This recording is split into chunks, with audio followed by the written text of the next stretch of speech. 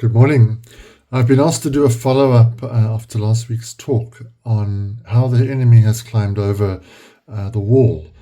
And if I just look at what's happened since last Wednesday, well, let's just recap. Firstly, gang violence has been severe across the Western Cape this weekend. And the army said this morning they have still not disbanded a single gang.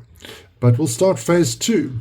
And what is needed, though, is a Christian response, and that will start by a unified prayer meeting. Number 2, drugs and alcohol are still really bad across the Western Cape.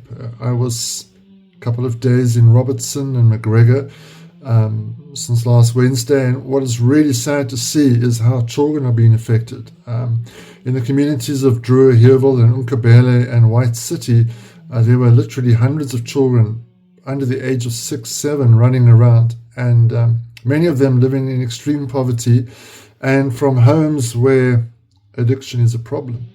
The third thing is on the school front. You would have seen on Saturday, News 24 put out an article on bishops, which I spoke about last week, and the fact that the bishops' saga has entered the public domain. What is needed now is for the bishop's leadership to choose whether they stand on the side of God or on the progressive ideology side, and the church needs to support bishops. Number 4, threats against foreign nationals are still continuing since the 30th of June.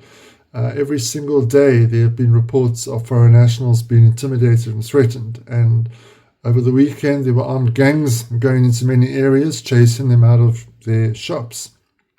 We still have foreign nationals in Cape Town looking for buses going up to Bait Bridge. And what's sad is I heard a story yesterday about several Malawians that have committed suicide due to the desperation they find themselves in.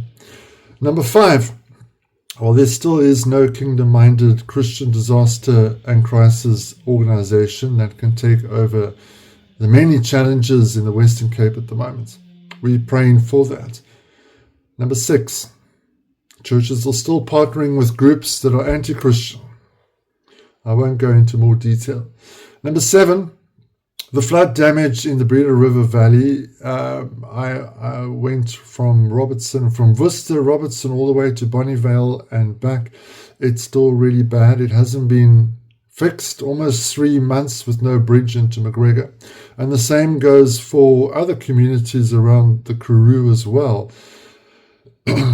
Farmers are still struggling, and many farm labourers have said there is no work and they're not sure if work is going to start.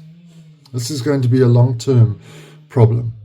Number 8, homelessness is still getting worse. We're in the middle of winter, and yesterday a new video was put out on YouTube talking about the homeless issue in Muizenberg, and the guy was highlighting the fact that many gangs are controlling the homeless.